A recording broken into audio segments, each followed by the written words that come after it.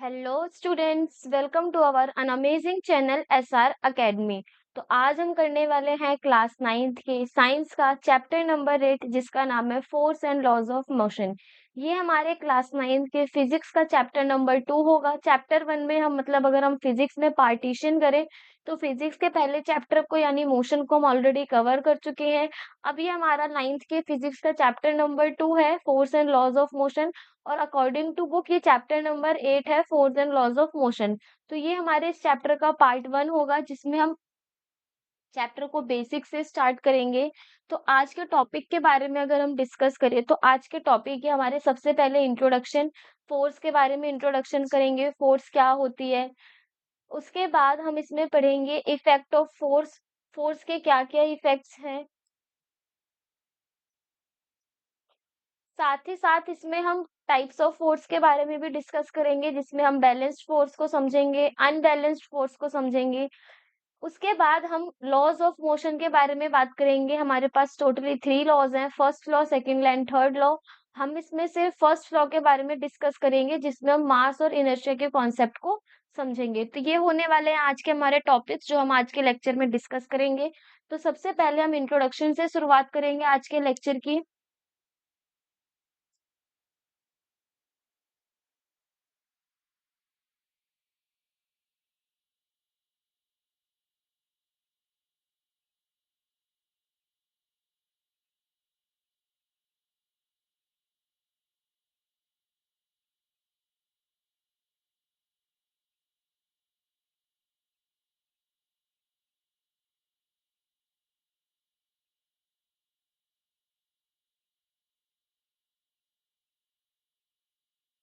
Introduction में पहले आता है हमारा फोर्स। चैप्टर का नाम है force and laws of motion.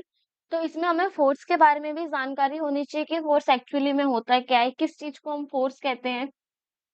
तो फोर्स क्या है? It is the force that enable us to do any work. एक फोर्स ही ऐसी चीज है जो हमें हर एक काम को करने में हेल्प करती है। अगर हम किसी चीज को पुश कर रहे हैं, धक्का दे रहे हैं, किसी चीज को पुल कर रहे हैं, खींच रहे हैं, तो उसी को हम क्या बोलेंगे? फोर्स। ठीक है, तो वही बोला गया है, इट इज द फोर्स।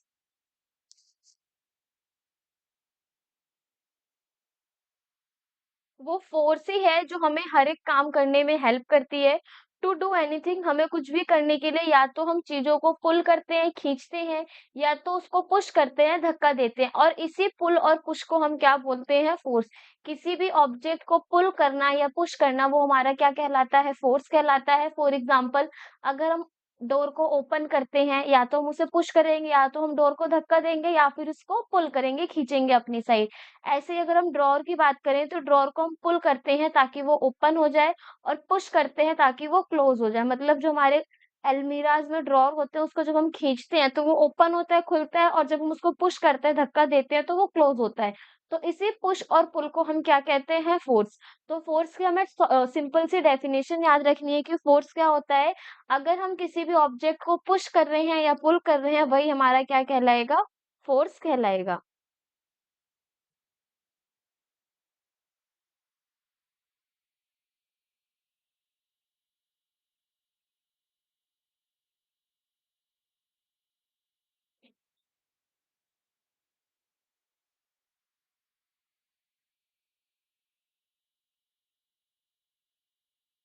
एक चीज और हमें यहाँ पे याद रखनी है, देखो फोर्स की अगर हम बारे में बात करें कि फोर्स को किससे रिप्रेजेंट करते हैं, इसका फॉर्मूला क्या है, तो देखो हमें याद रखना है कि फोर्स को हम रिप्रेजेंट करते हैं एफ से।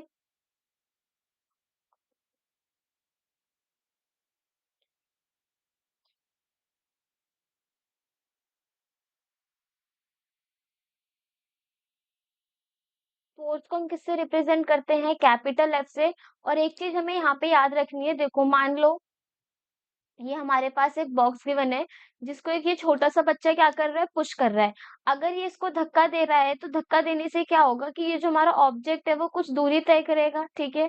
उसमें मोशन आएगा, वो एक्सेलरेट होगा, आगे की तरफ जाएगा। तो फोर्स का जो फॉर्मूला होता है वो होता है में फोर्स इज इक्वल्स टू में मास इनटू में एक्सेलरेशन, ठीक है। फोर्स की इस वजह से देखो फोर्स का जो फॉर्मूला होगा वो होगा मास इनटू में एक्सेलरेशन। अब क्या होगा, हम किसी मास पर अगर पुश करते हैं या पुल करते हैं तो वो कुछ दूरी तक एक्सेलरेट होती है, क्योंकि हमने उस पे क्या अप्लाई करा है, फोर्स। तो सिंपल से फोर्स का फॉर्मूला में याद रखना है, F इज इक्वल्स टू में ma। मतलब फोर्स वो होता है जब हम मास को पर किसी भी ऑब्जेक्ट पर पुश या पुल करते हैं तो वो बॉडी कुछ दूरी तक एक्सेलरेट होती है, उसी को हम क्या बोलते हैं, फोर्स। अगर हम फोर्स के यूनिट के बारे में बात करें तो फोर्स की यूनिट होती है न्यूटन, जिसको एन से रिप्रेजेंट करते हैं। साथ ही साथ अगर हम इसको एसआई यूनिट के बारे में बात करें, एसआई यूनिट हो गई हमारी न्यूटन। और अगर हम इसको मास इनटू में एक्सेलरेशन की फॉर्म में यूनिट देखें तो मास होता है हमारा केजी में और एक्सेलरेशन होता है हमारा मीटर पर सेकेंड स्क्वायर इनवर्स में। तो फोर्स की हमारी दो यूनिट हो गई न्यूटन और किलोग्राम मीटर पर सेकेंड का स्क्वायर। तो हमें मोस्टली कौन सी यूनिट याद रखनी है, ये न्यूटन वाली, क्योंकि फोर्स की जो हम यूनिट का यूज करते हैं वो न्यूटन का यूज करते हैं। तो फोर्स के फॉर्मूले के बारे में हमने पढ़ा क्या है, फोर्स इज इक्वल्स टू में मास इनटू में एक्सेलरेशन। फोर्स की यूनिट हो गई न्यूटन और किलोग्राम मीटर पर सेकेंड स्क्वायर। अब बात करते हैं कि फोर्स की वजह से क्या क्या इफेक्ट्स होते हैं, क्या क्या चीजें होती है, चीजों में क्या क्या बदलाव होता है, उसके बारे में डिस्कस करेंगे। साथ ही साथ हम देखेंगे टाइप्स ऑफ फोर्स। हमें पता है हमारे अर्थ में वैरायटी ऑफ फोर्सेस प्रेजेंट है, जैसे कि अगर हम यहाँ पे देखें जो हमारे फोर्स है वो टू टाइप्स में डिवाइड है। एक है हमारा इसमें कांटेक्ट फोर्स और एक है हमारा इसमें नॉन कांटेक्ट फोर्स। ठीक है, कांटेक्ट फोर्स कौन से होते हैं, कांटेक्ट फोर्स वो होते हैं जो सरफेस की कांटेक्ट पर लगते हैं, जैसे मस्कुलर फोर्स है। मस्कुलर फोर्स में हम मसल्स का यूज करते हैं जिससे हम फोर्स लगाते हैं किसी भी चीज को उठाने में। ठीक है, उठाने में, खींचने में, धक्का देने में। तो ये सारी कौन सी फोर्स हो गई, मस्कुलर फोर्स।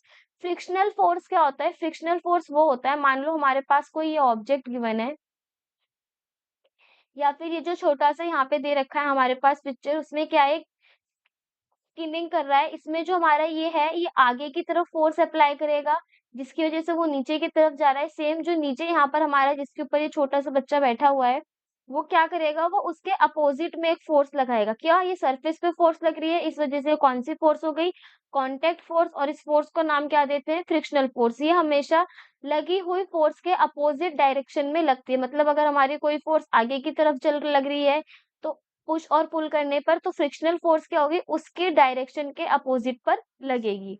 अब बारी आती है हमारी नॉन कांटेक्ट फोर्स की। तो नॉन कांटेक्ट फोर्स हमारे थ्री टाइप्स की हैं। पहला है मैग्नेटिक फोर्स, नाम से पता चल रहा है मैग्नेटिक फोर्स मतलब जो मैग्नेट की वजह से फोर्स लगेगी, जिसकी वजह से हमारी जो चीजें हैं वो अट्रैक्ट होती है मैग्नेट की साइड, वो कौन सी फोर्स होती है, मैग्नेटिक फोर्स।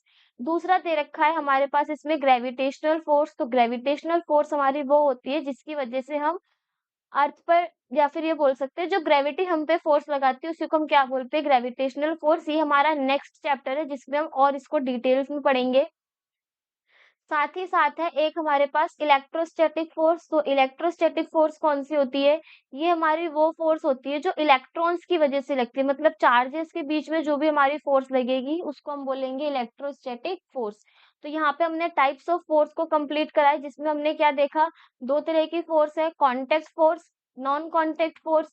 कॉन्टेक्ट फोर्स वो होती है जो सरफेस पर लगे, नॉन कॉन्टेक्ट फोर्स वो होती है जिसमें सरफेस की इन्वॉल्वमेंट नहीं होती। कांटेक्ट फोर्स में मस्कुलर फोर्स और फ्रिक्शनल फोर्स है क्योंकि ये दोनों सरफेस पर लग रही हैं। वही नॉन कांटेक्ट फोर्स में देखें तो मैग्नेट फोर्स, ग्रेविटेशनल फोर्स और इलेक्ट्रोस्टैटिक फोर्स कंसीडर किए जाते हैं।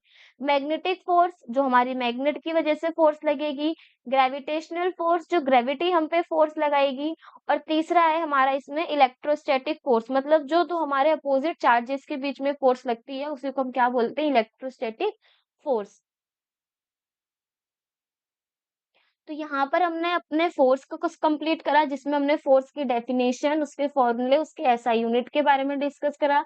उसके बाद हमने फोर्स के टाइप्स को भी डिस्कस कर लिया। अब हम क्या करेंगे, अब हम इस फोर्स के इफेक्ट्स के बारे में पढ़ेंगे कि कौन-कौन से इफेक्ट्स हैं जो फोर्स की वजह से लगता है। अगर हम किसी भी ऑब्जेक्ट पे फोर्स को लगाते हैं तो उससे क्या फर्क पड़ता है उस ऑब्जेक्ट में। तो ये सब चीजें अब हमें डिस्कस करनी है।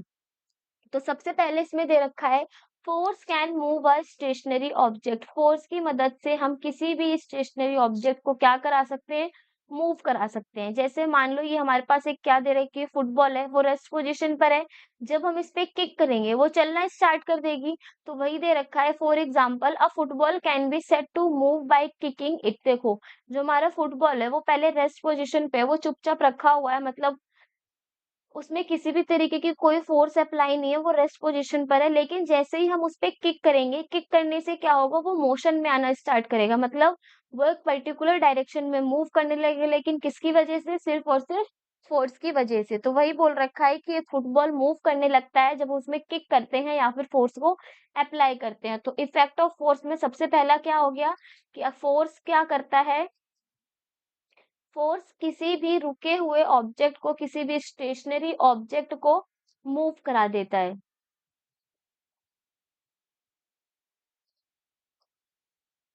ये हो गया इफेक्ट ऑफ फोर्स का फर्स्ट पॉइंट जिसमें हमने देखा कि फोर्स की मदद से कोई भी स्टेशनरी ऑब्जेक्ट मूव करने लगता है। दूसरा इसी का अपोजिट है। इसमें क्या है? Force can stop a moving object. जो तुम्हारा फोर्स है वो मूविंग ऑब्जेक्ट को क्या कर सकता है? स्टॉप भी कर सकता है। जैसे यहाँ पे हमारे पास क्या दे रखा है? जब हम साइक्लिंग करते हैं, जब हमारी साइकिल चल रही होती है उसको हम रोकने के लिए क्या करते हैं? ब्रेक्स को अप्लाई करते हैं। जैसे हम उसको दबाते हैं, पुश करते हैं उसको ब्रेक को, तो क्या होता है जो हमारी साइकिल है वो रुक जाती है। तो हम क्या करते हैं? एक चलते हुए ऑब्जेक्ट को क्या कर रहे हैं? रोक रहे हैं। तो वही बोला गया है कि फोर्स क्या करता है? एक मूविंग ऑब्जेक्ट को या फिर मूविंग बॉडी को स्टॉप भी कर सकता है। जैसे हमारे पास इसमें एग्जांपल दे रखा है कि जब हम ब्रेक को अप्लाई करते हैं तो एक रनिंग साइकिल यानी चलती हुई साइकिल या फिर रनिंग व्हीकल कोई भी चलता हुआ गाड़ी क्या हो जाता है? स्टॉप हो जाता है।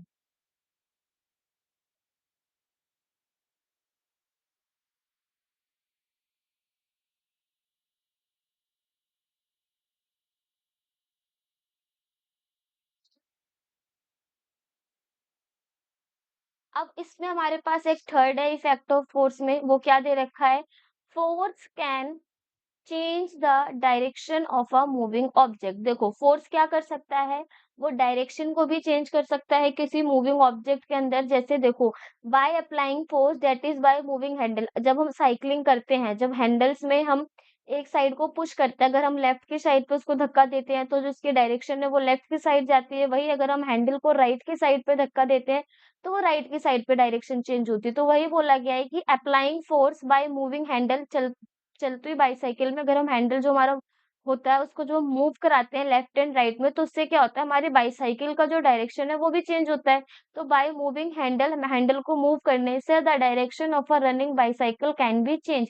चलती हुई साइकिल के हम डायरेक्शन को चेंज कर सकते हैं। सेम जैसे कार में हम स्टीयरिंग वगैरह को घुमाते हैं ताकि हम क्या कर सके? उस व्हीकल की डायरेक्शन को चेंज कर सके। तो यहाँ तक हमने 3 पॉइंट्स पढ़े फोर्स के कि सबसे पहला फोर्स रुके हुए ऑब्जेक्ट को मूव करा देता है और सेम उसका अपोजिट था सेकंड पॉइंट कि चलते हुए ऑब्जेक्ट को रोक देता है।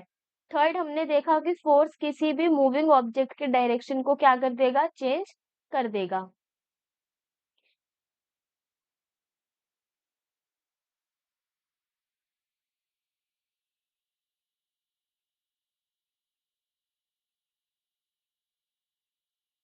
फोर्थ इसमें गिवन है force can change the speed of a moving body. देखो फोर्स क्या कर देता है? फोर्स चेंज भी कर देता है मूविंग बॉडी की स्पीड को। कैसे?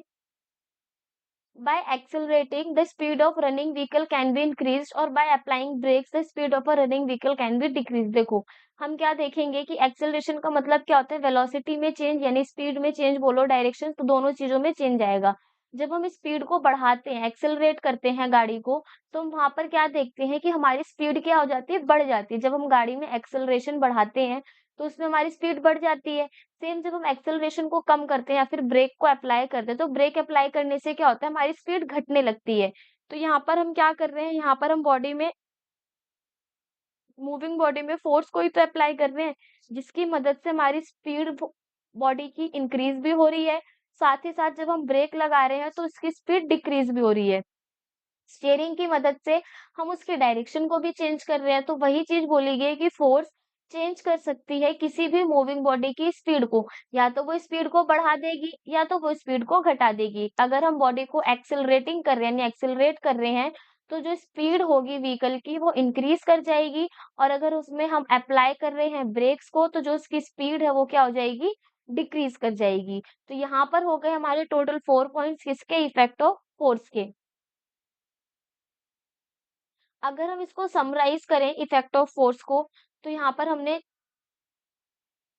टोटल 4 पॉइंट्स के बारे में डिस्कस करा। सबसे पहले क्या था कि कोई भी बॉडी अगर स्टॉप पोजीशन पे रुकी हुई है तो उसे मूव करा देगा कौन, फोर्स।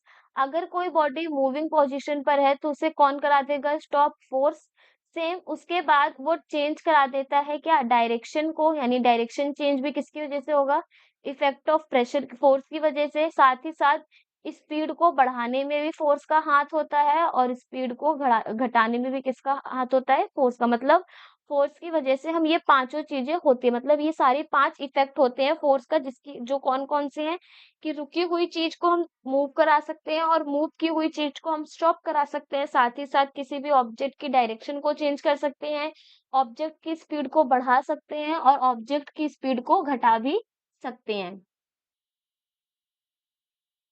तो इफेक्ट ऑफ फोर्स में फिफ्थ पॉइंट है हमारा इसमें, force can change the shape and size of an object. देखो, फोर्स की मदद से हम किसी भी ऑब्जेक्ट की शेप को और साइज को चेंज कर सकते हैं। जैसे हमारे पास ये बॉल दे रखी है, जब हम इस बॉल को प्रेस करते हैं, जब इसमें हम फोर्स लगाते हैं तो हम क्या करते हैं, इस गोल बॉल की शेप को चेंज कर दे रहे हैं।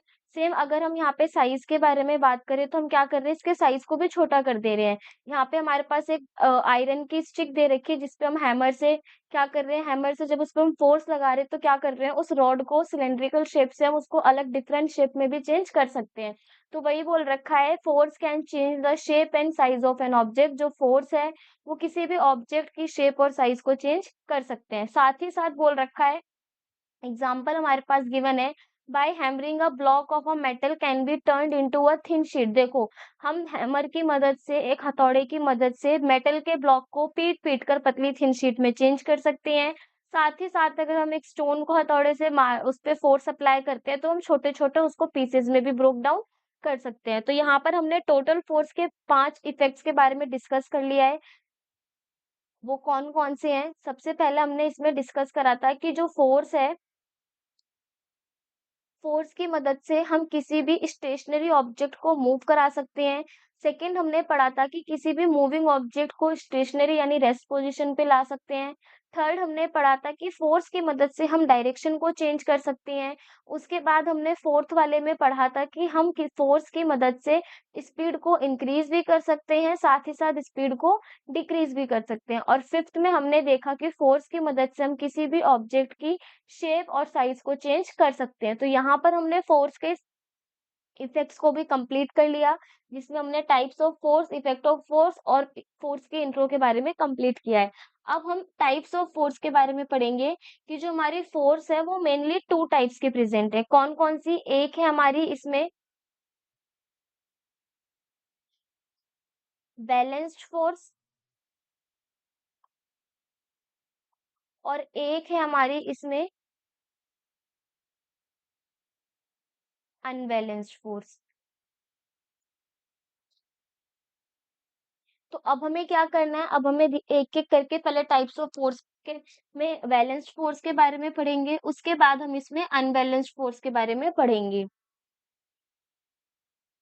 अगर हम बैलेंस्ड फोर्स और अनबैलेंस्ड फोर्स को एक दूसरे से डिफरेंस की फॉर्म में समझेंगे तो वो हमें ईज़िली होगा याद करने के लिए। तो पहले हम बैलेंस्ड फोर्स और अनबैलेंस्ड फोर्स में डिफरेंस देखेंगे कि एक को हमने बैलेंस नाम क्यों दिया है और एक को हमने अनबैलेंस्ड फोर्स क्यों कहा है।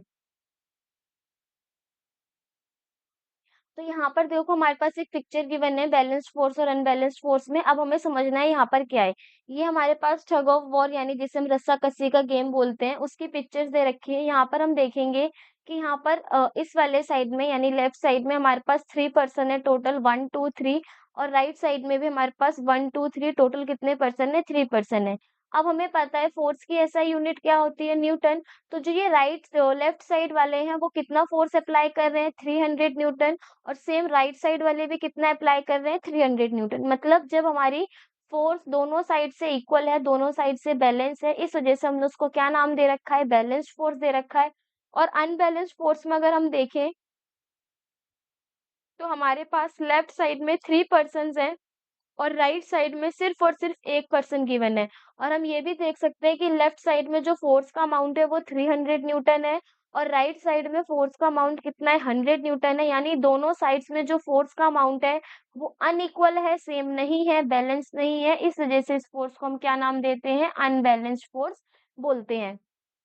तो बैलेंस फोर्स ये होता है जब हमारी दोनों साइड्स में यानी अपोजिट डायरेक्शन में जो फोर्स है वो इक्वल अमाउंट में लगती है तो उस फोर्स को हम बोलते हैं बैलेंस्ड फोर्स। अगर हमारी अपोजिट डायरेक्शन में इक्वल अमाउंट में फोर्स अप्लाई नहीं होती है तो उसको हम बोलते हैं अनबैलेंस्ड फोर्स।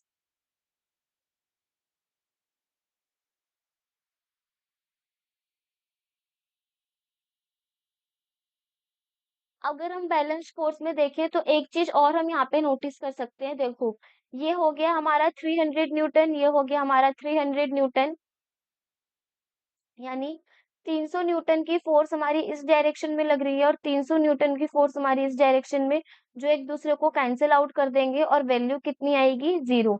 लेकिन अगर हम अनबैलेंस्ड फोर्स के बारे में बात करें तो 300 न्यूटन हमारी लेफ्ट डायरेक्शन में है और 100 न्यूटन हमारी राइट डायरेक्शन में, और अगर हम इसको कैंसिल आउट करेंगे तो हम ये देखेंगे कि लेफ्ट साइड में 200 न्यूटन फोर्स क्या लग रही है? एक्स्ट्रा लग रही है। तो इसका रिजल्टेंट कभी भी 0 नहीं आता। मतलब अगर हम इसको इक्वली सॉल्व करें दोनों डायरेक्शन में देख के तो जिसका रिजल्टेंट आउटपुट आएगा वो कभी भी 0 नहीं होगा। किसके अंदर? अनबैलेंस्ड फोर्स के अंदर। अब हम इन दोनों के डेफिनेशंस को देखेंगे। सबसे पहले दे रखा है हमारे पास इसमें बैलेंस्ड फोर्स। तो अगर हम बैलेंस्ड फोर्स में देखें, if the resultant of a applied force is equal to 0, मतलब अगर अप्लाई की गई फोर्सेस का जो रिजल्टेंट है वो हमारा 0 आ रहा है। जैसे यहाँ पे आ रहा था, ठीक है, 300 न्यूटन हमारा लेफ्ट साइड से था, 300 न्यूटन हमारा राइट साइड से था। जब हम इसको कैंसल आउट कर रहे थे या फिर रिजल्टेंट निकाल रहे थे, तो हम देख रहे थे कि जो इसका वैल्यू है वो 0। अब ये रिजल्टेंट निकलता कैसे? देखो, 300 न्यूटन, अगर हम टोटल फोर्स के बारे में बात करें, एफ नेट यानी टोटल फोर्स, तो हमारा इधर की साइड 300 न्यूटन है, इसको हमने ऐड करा। साथ ही साथ 300 न्यूटन हमारा ये है, लेकिन ये अपोजिट डायरेक्शन में है, तो अपोजिट डायरेक्शन के लिए हम क्या करते हैं? उसमें से उसके साइन को चेंज कर देते हैं या फिर उसको माइनस में इंडिकेट करते हैं। तो 300 न्यूटन से 300 न्यूटन कैंसिल हो जाएगा और वैल्यू क्या आएगी? 0। तो बैलेंस्ड फोर्स में जो हमारा अप्लाई किया हुआ फोर्स होता है, जो उसका रिजल्टेंट निकालते हो, हमेशा किसके इक्वल आएगा? 0 के इक्वल आएगा। इस वजह से हम इसे क्या बोलते हैं? बैलेंस्ड फोर्स बोलते हैं। अब हमारे पास एक एग्जांपल देखो क्या दे रखा है।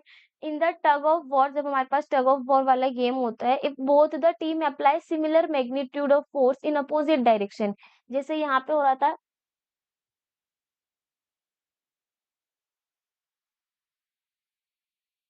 हमारे पास टग ऑफ वॉर की पिक्चर दे रखी है जिसमें हमने क्या देखा कि दोनों साइड्स में जो प्लेयर्स हैं वो इक्वल मैग्नीट्यूड यानी 300 न्यूटन की फोर्स को अप्लाई कर रहे हैं, लेकिन अपोजिट डायरेक्शन में।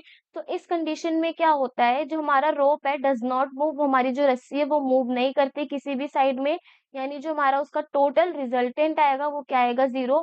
वही चीज बोल रखी है कि ये क्यों होता है, हमारी रोप क्यों नहीं मूव करती? This happen because of balanced force. किसकी वजह से होता है ये? बैलेंस्ड फोर्स की वजह से, क्योंकि इसमें अप्लाई की गई फोर्स का जो रिजल्टेंट आता है वो कितना आ जाता है? 0 आ जाता है।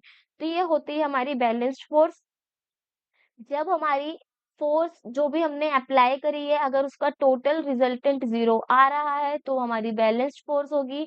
One of the best example इसको समझने के लिए टग ऑफ वॉर, रस्साकसी का गेम, जिसमें दोनों साइड्स के प्लेयर्स क्या करते हैं? सेम मैग्नीट्यूड के फोर्स को अप्लाई करते हैं अपोजिट डायरेक्शन में।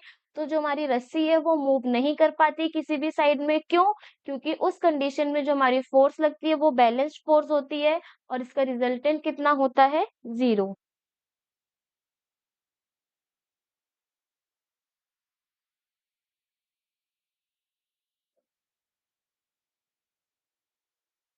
देखो, बैलेंस फोर्स क्या करता है? Balance forces do not cause any change of state of an object. सीधी सी बात है, देखो रस्साकसी का गेम है, रस्सा मूव नहीं कर रहा, मतलब किसी भी तरीके का कोई चेंज देखने को नहीं मिलेगा। साथ ही साथ balance force are equal in magnitude, magnitude भी इक्वल होगा लेकिन डायरेक्शन क्या होगी? अपोजिट। जैसे यहाँ पर अगर हम देखें इस पिक्चर में, तो दोनों केस में हमारा मैग्नीट्यूड कितना है? 300 लेकिन डायरेक्शन क्या है? अपोजिट। तो जो बैलेंस्ड फोर्स होता है उसमें मैग्नीट्यूड इक्वल होता है लेकिन डायरेक्शन कैसी होती है? अपोजिट होती है। Balanced force can change the shape and size of an object. Balance force की मदद से हम शेप और साइज को चेंज कर सकते हैं किसी भी ऑब्जेक्ट की। साथ ही साथ एग्जाम्पल दे रखा है, when forces are applied from both sides over a balloon the size and shape of a balloon is change. देखो हम क्या करते हैं, यहाँ पे हम लोगों ने देखा भी होगा, खेलते भी हैं बच्चे लोग इसमें, कैसे एक बलून होता है, उस बलून में अगर हम इधर से भी और इधर से भी मतलब अपोजिट डायरेक्शन में प्रेशराइज करते हैं, तो जो हमारे बलून की शेप है वो चेंज हो जाती है, मतलब बलून की जो शेप है वो पिचक जाता है। तो यहाँ पर हमने क्या देखा कि फोर्स को अप्लाई करने से हमने किसकी शेप चेंज कर दी, एक ऑब्जेक्ट की शेप चेंज कर दी।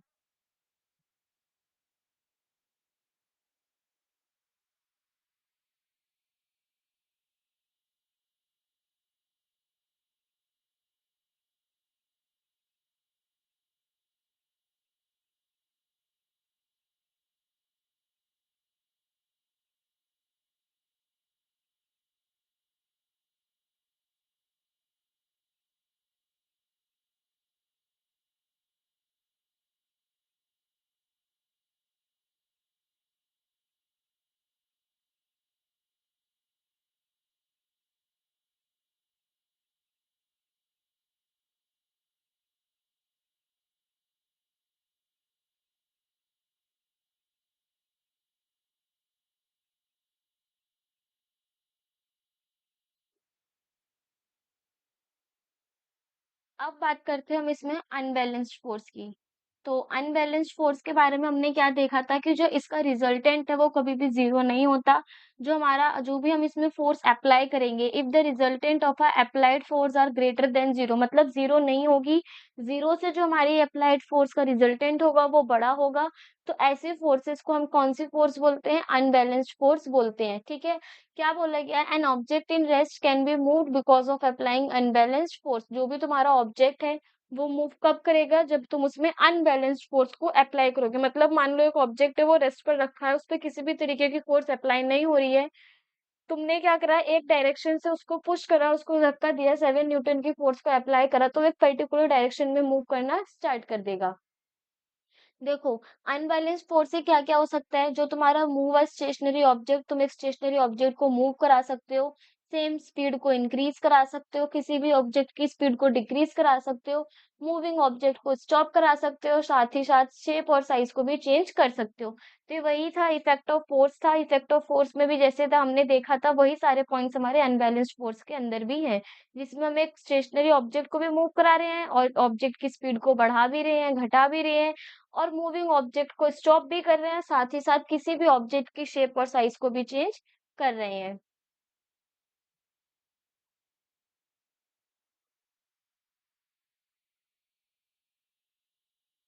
अब बारी आती है इसमें लॉज़ ऑफ मोशन की, ठीक है? तो जो चैप्टर का नाम है force and laws of motion, already हम फोर्स वाला पार्ट इसमें कंप्लीट कर चुके हैं। अब बचता है सिर्फ हमारा इसमें लॉज़ ऑफ मोशन। तो जो हमारे लॉज़ ऑफ मोशन है, सबसे पहले इसमें हम बात करेंगे गैलीलियो गैलीली, ठीक है? गैलीलियो जो थे वो फर्स्ट साइंटिस्ट थे जिन्होंने कहा कि all all said that object move with a constant speed when no force act on them. देखो जो गैलीलियो गैलीली साइंटिस्ट थे, उन्होंने एक स्टेटमेंट बोली थी कि जो हमारा ऑब्जेक्ट है वो कंटिन्यू एक ही कांस्टेंट स्पीड से मूव करेगा जब तक हम उसमें कोई फोर्स अप्लाई नहीं करेंगे। मान लो एक गाड़ी है, वो 30 किलोमीटर पर आवर की स्पीड से चल रही है, लेकिन जैसे हम उसमें फोर्स को अप्लाई करेंगे तो उसकी स्पीड बढ़ भी सकती है और स्पीड घट भी सकती है। तो ये बोला गया है, गैलीली जी ने यही बोला है कि कोई ऑब्जेक्ट है वो कांस्टेंट स्पीड से चलता रहता है जब तक हम उसमें कोई फोर्स को अप्लाई नहीं करते हैं। दूसरी चीज, this means if an object is moving, अगर कोई ऑब्जेक्ट जो हमारा मूव कर रहा है किसी फ्रिक्शनलेस पाथ में, फ्रिक्शनलेस मतलब उसमें अपोजिट डायरेक्शन में कोई फोर्स ऐसा नहीं लग रहा जिससे उसको मूव करने में कोई प्रॉब्लम हो, and no other force is acting upon it, और कोई हमारा ऑब्जेक्ट वो फ्रिक्शनलेस सरफेस पे चल रहा है, मूव कर रहा है और उस पे किसी भी तरीके की कोई फोर्स अप्लाई नहीं हो रही है, तो जो वो बॉडी है वो कंटिन्यू मूव होती रहेगी। That is there is no unbalanced force working on an object, मतलब उस ऑब्जेक्ट के अंदर किसी भी तरीके की कोई फोर्स अप्लाई नहीं हो रही। जैसे अगर हम यहाँ पे देखें, मान लो ये हमारी एक बॉल है, और ये हमारा एक सरफेस है। ये बॉल इस सरफेस पे क्या कर रही है? कंटिन्यू मूव कर रही है और हमें पता है फ्रिक्शन फोर्स कौन-सी होती है? जो मूवमेंट के अपोज़िट डायरेक्शन में लगे और हम यहाँ देख रहे हैं कि ये जो सरफेस है वो भी कैसा है? एकदम फ्रिक्शनलेस है और साथ ही साथ क्या है? एकदम स्मूथ सरफेस है। तो इस कंडीशन में क्या होगा? बॉल जो है हमारी कंटिन्यू मूव करती रहेगी जब तक हम इस पे कोई और अनदर फोर्स को अप्लाई नहीं करते हैं। साथ ही साथ देखा है इसमें लिखा गया है but practically it is not possible for any object because to attain the condition of zero unbalanced force is impossible. ठीक है? प्रैक्टिकली ये चीज़ हमारी कंसीडर नहीं होती किसी भी ऑब्जेक्ट के अंदर ज़ीरो कंडीशन अटेन करने के लिए अनबैलेंस्ड फोर्स इज़ इम्पॉसिबल।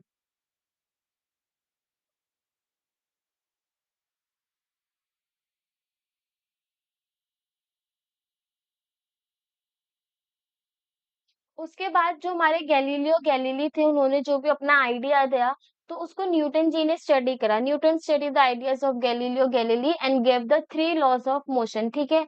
उसके बाद क्या करा, उन्होंने गैलीलियो गैलीली के आइडियाज़ को स्टडी करा। फिर न्यूटन ने क्या करे, 3 लॉज़ दिए किसके? मोशन के। These laws are known as Newton's law of motion, ठीक है? अब इसमें हमारा सबसे पहला है first law of motion.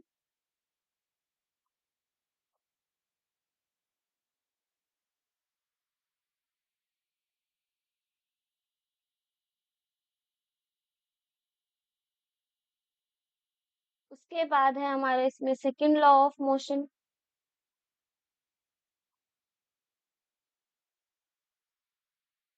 Then third है हमारा इसमें थर्ड लॉ ऑफ मोशन। तो टोटल हमारे पास कितने लॉज ऑफ मोशन है? 3 लॉ ऑफ मोशन है। फर्स्ट लॉ ऑफ मोशन को हम लॉ ऑफ इनर्शिया भी बोलते हैं। सेकंड लॉ ऑफ मोशन में हम मोमेंटम के बारे में बात करते हैं, चेंज इन मोमेंटम। और थर्ड लॉ ऑफ मोशन में हम इक्वल एंड अपोजिट रिएक्शन के बारे में बात करते हैं। ठीक है? तो सबसे पहले आज हम फर्स्ट लॉ ऑफ मोशन के बारे में बात करेंगे, फिर हम अपने नेक्स्ट लेक्चर में second law of third law of motion के बारे में डिस्कस करेंगे। तो फर्स्ट लॉ ऑफ मोशन के बारे में डिस्कस करेंगे सबसे पहले। तो जो न्यूटन का फर्स्ट लॉ ऑफ मोशन है, जिसका दूसरा नाम क्या है हमारा? Law of inertia.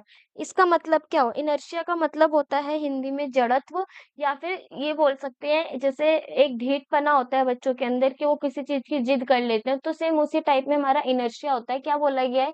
Any object remains in the state of rest और in uniform motion along a straight line until it is compelled to change the state by applying external force। मतलब ये बोला गया है कि अगर हमारे पास कोई ऑब्जेक्ट है, वो रेस्ट पर है, तो वो रेस्ट पर ही रहेगा जब तक हम उस पर बाहर से कोई फोर्स को अप्लाई नहीं करेंगे। तो वही बोला गया है। उसके साथ-साथ अगर कोई हमारा ऑब्जेक्ट किसमें है? मोशन में है।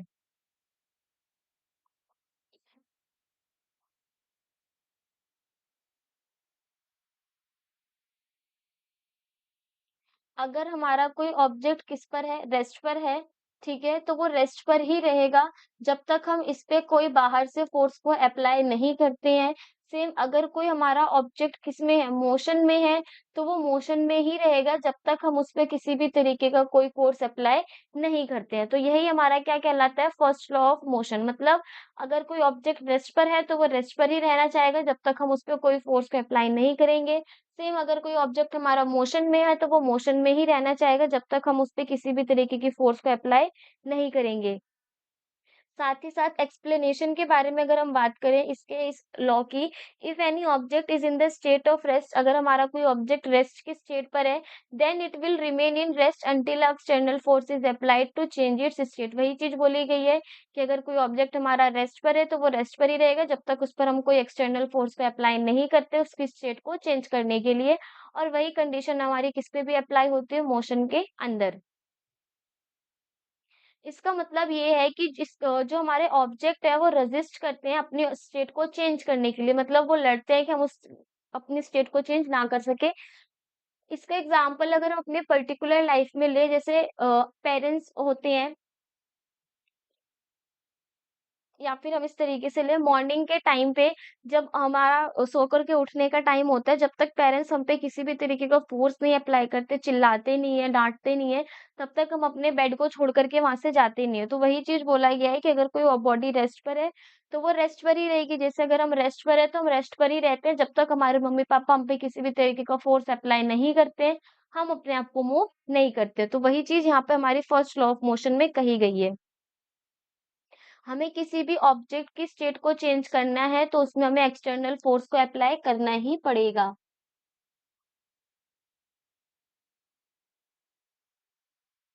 अब हमारे पास न्यूटन्स के फर्स्ट लॉ ऑफ मोशन के कुछ एवरीडे लाइफ के एग्जांपल हैं।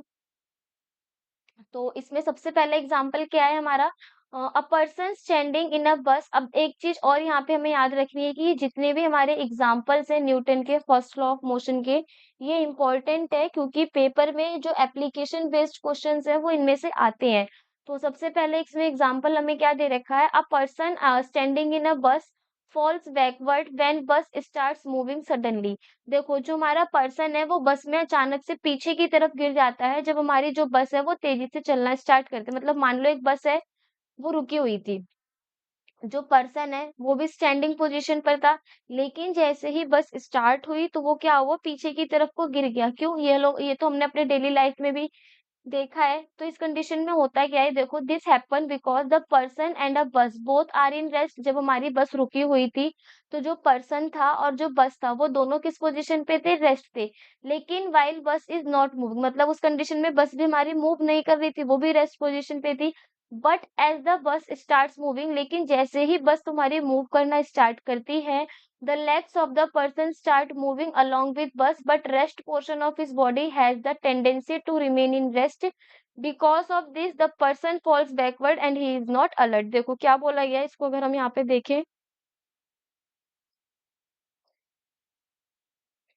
तो जब हमारी बॉडी रेस्ट पर थी, यानी बस भी रेस्ट पर है और पर्सन भी रेस्ट पर है। तो इस कंडीशन पे ओवरऑल पूरी जो ऑब्जेक्ट बॉडी है वो रेस्ट पर, यानी बस भी रेस्ट पर है, पर्सन भी रेस्ट पर है। लेकिन जैसे ही हमारी बस मूव करना स्टार्ट करती है, तो इस कंडीशन में जो हमारा लेग वाला पोर्शन है पर्सन का, वो मूव करता है बस के साथ, लेकिन जो ओवरऑल उसकी पूरी बॉडी है, वो किसमें रहना चाहती है? रेस्ट पर रहना चाहती है। तो इसकी वजह से जो हमारा पैर है वो लेग वाला पोर्शन है पर्सन का, वो बस के साथ मूव कर जाता है, लेकिन जो अपर बॉडी होती है उसकी वो रेस्ट पोजीशन पर ही रहती है। इस वजह से वो कौन-सी पीछे की तरफ गिर जाता है, यानी बैकवर्ड वो फोर्स को फ़ील कर पाता है, जो जिसके लिए वो पहले से अलर्ट नहीं होता।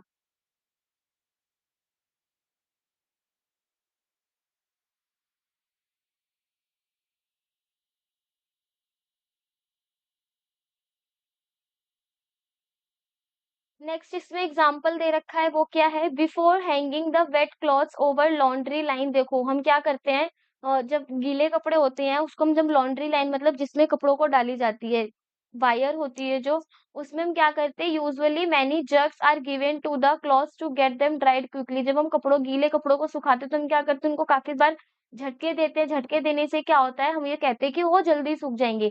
क्यों? क्योंकि because of just droplets of water from the pores of the cloth falls on the ground and reduce amount of water in cloth ड्राइज them quickly. देखो, यहाँ पर अगर हम देखें,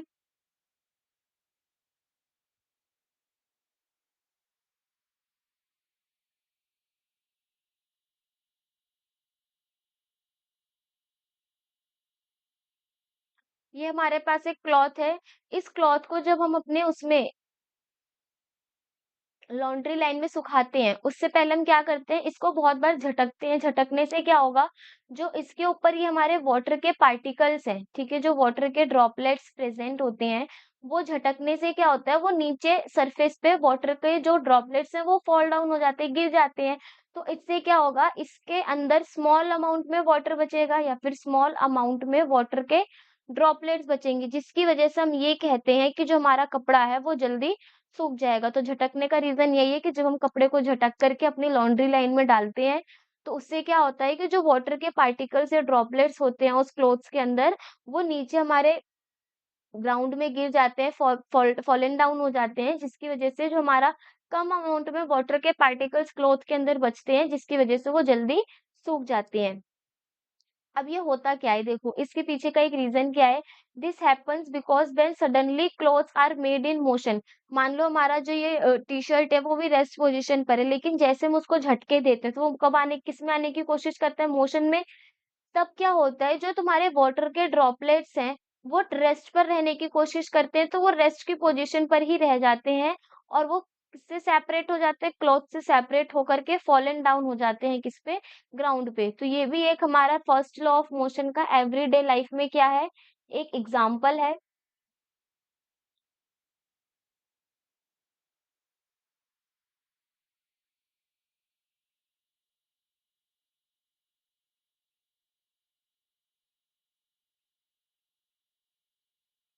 नेक्स्ट इसमें दे रखा है थर्ड एग्जांपल इसमें क्या है, when the pile of coin on the carrom board is hit by a striker, coin only at the bottom moves away leaving rest of the pile of coin at same place. देखो,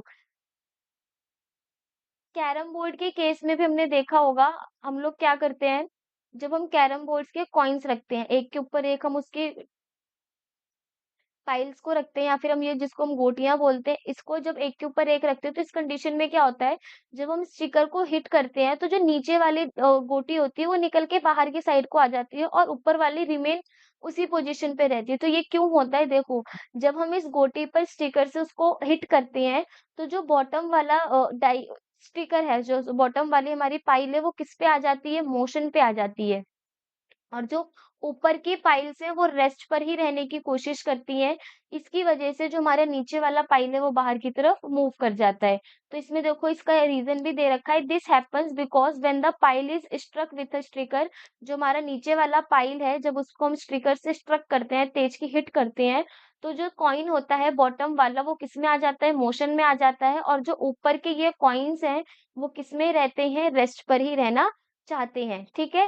rest of the coin in the pile has the tendency to remain in the rest, जो ऊपर वाले coins है उनका rest पे रहने की tendency होती है, and they vertically falls the carrom board and remain at same place, और वो क्या होता है, वो वर्टिकली साइड में जाकर के गिर जाते हैं और वो अपने ही पोजीशन पे सेम प्लेस पर रहते हैं। तो ये कैरम बोर्ड का one of the most important example है जो पेपर में आता भी है, क्योंकि ये हर एक स्टूडेंट कैरम बोर्ड को खेलता है तो उसको ये सारे एग्जांपल्स तो पता होंगे कि पाइल्स में जो हम स्टिकर को हिट करते हैं तो उसकी मदद से क्या होता है, क्या नहीं होता।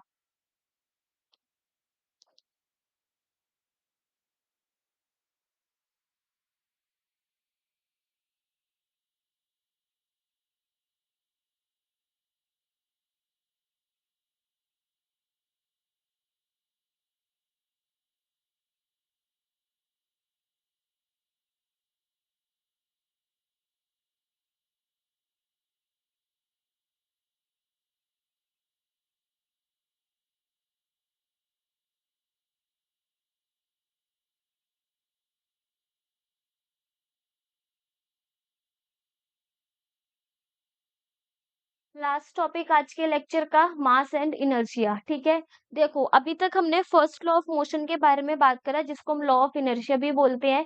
तो एक्चुअली में ये इनर्शिया होता है क्या, अब हम उसको देखें। जो प्रॉपर्टी होती है किसी भी ऑब्जेक्ट की जिसकी वजह से वो रेजिस्ट रहता है, get disturb its state, it is called inertia. देखो, the property of an object, एक ऑब्जेक्ट की प्रॉपर्टी जिसकी वजह से वो रेजिस्ट करता है, डिस्टर्ब रहता है, मतलब वो ऑब्जेक्ट अगर रेस्ट पर है तो वो रेस्ट पर ही रहेगा, मोशन में है तो वो मोशन में ही रहेगा, वो अपनी स्टेट को चेंज करने के लिए रेजिस्ट करता है, रोकता है, उसी को हम क्या बोलते हैं, इनर्शिया। देखो, inertia of an object is measured by its mass, जो उसका इनर्शिया है किसी भी ऑब्जेक्ट का वो किससे नापा जाता है, मास से। या फिर हम ये कह सकते हैं inertia is directly proportional to मास।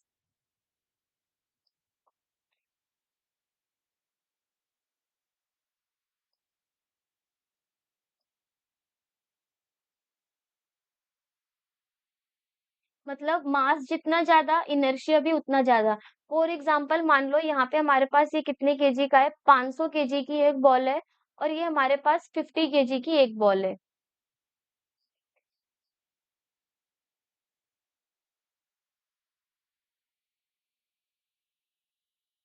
ये हमारी 50 केजी की बॉल है और ये हमारी 500 केजी की बॉल है। अगर हम यहाँ पर देखें तो किसको धक्का देने में या फिर किसको मूव कराने में हमें ज़्यादा फ़ोर्स की रिक्वायरमेंट होगी?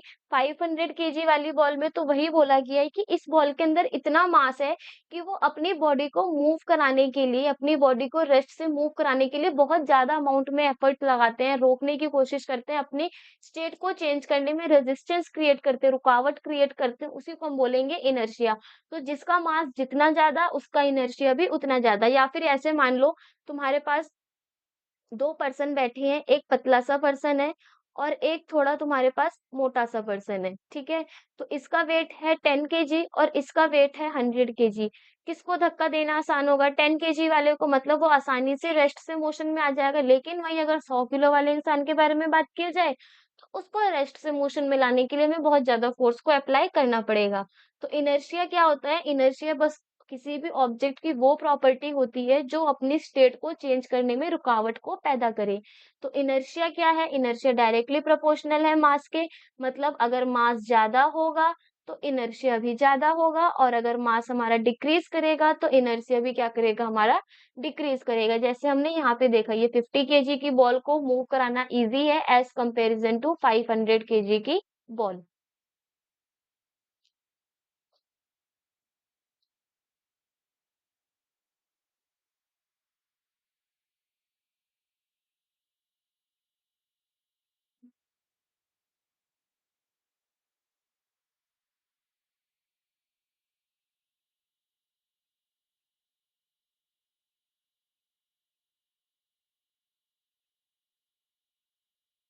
नेक्स्ट पॉइंट पे बोला गया है, a heavy object will have more inertia then the lighter one. वही चीज़, एक हेवी ऑब्जेक्ट के पास ज़्यादा इनर्शिया होगा एक हल्के वाले से।